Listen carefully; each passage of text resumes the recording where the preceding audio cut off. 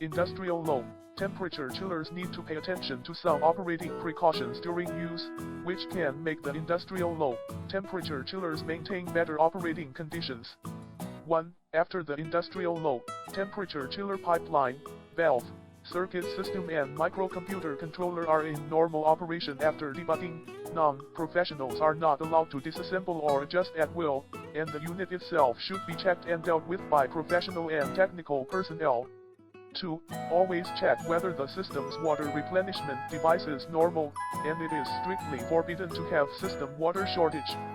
3. The vent heat exchanger in the air-cooled unit should be cleaned regularly to ensure the heat exchange effect. 4.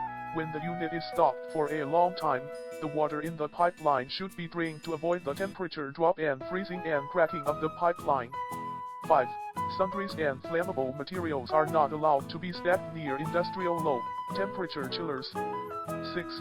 Avoid high walls and stacks in front of the exhaust fan of the industrial low temperature chiller to block the exhaust passage and affect the cooling effect. 7.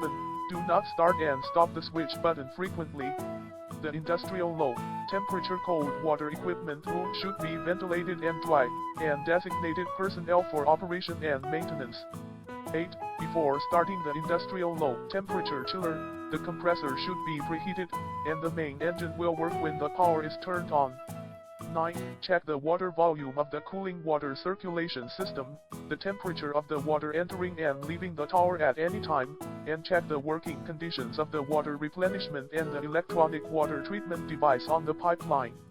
10. Before leaving the factory, the industrial low temperature chiller will be commissioned by a dedicated technician. After leaving the factory, a dedicated after-sales team will be responsible for its after-sales service,